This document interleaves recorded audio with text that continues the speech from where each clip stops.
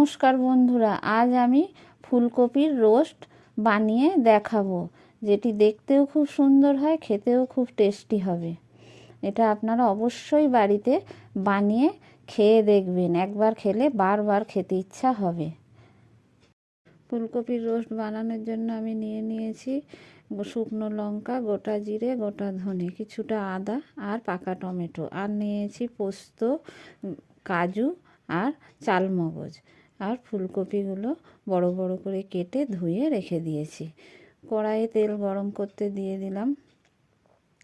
এই রান্নাটা পুরোটাই সরিষার তেলে করব আমি, তাই সরিষার তেল দিয়ে দিয়েছি। তেল গরম হয়ে গেছে, কেটে রাখা ফুলকপিগুলো দিয়ে দিয়েছি, দিয়ে লবণ দিয়ে দিলাম আর দিয়ে দিলাম হলুদ, দিয়ে ফুলকপিটা খুব ভালো করে ভেজে নিতে হবে। খুন্তি দিয়ে খুব ভালো করে নেড়ে চেড়ে নিচ্ছি, নিয়ে লাল লাল করে ভেজে নিয়েছি, ভেজে নামিয়ে রেখেছি। ওই তেলের মধ্যেই দিয়ে দিলাম আর একটু তেল, দিয়ে ফোড়নে দিয়ে দিলাম এলাচ আর দারচিনি আর একটা তেজপাতা, আর দিয়ে দিলাম একটু গোটা জিরে, দিয়ে ফোড়নটা খুব ভালো করে ভেজে নিতে হবে।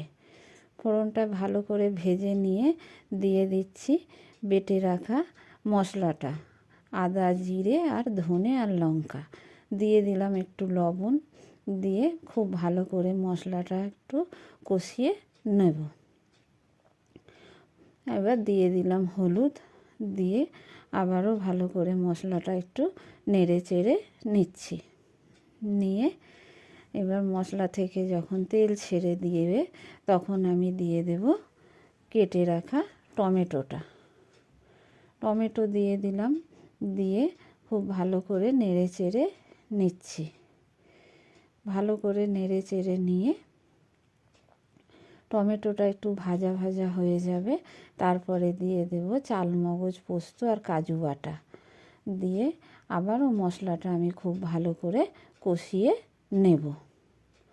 যতক্ষণ না তেল ছেড়ে আসে ততক্ষণ আমি কষাতেই থাকবো।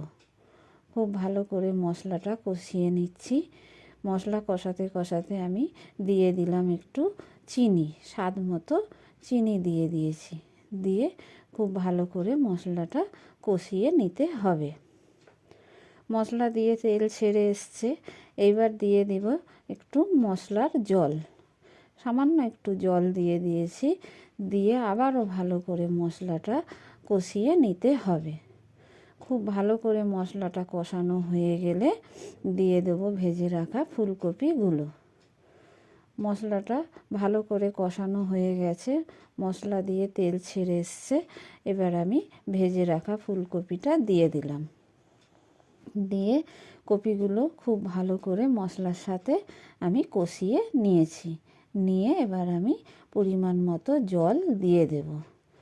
খুব বেশি জল দেব না, এটা একটু শুকনো শুকনো হবে, তাই সামান্য জল দেবো।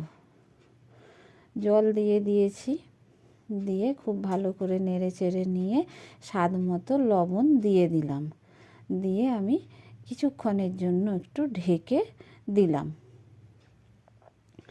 ঢাকা খুলে নেব, নিয়ে এবার খুন্তি করে তরকারিটা একটু নেড়ে চেড়ে নিচ্ছি। নেড়ে চেড়ে নেওয়া হয়ে গেছে।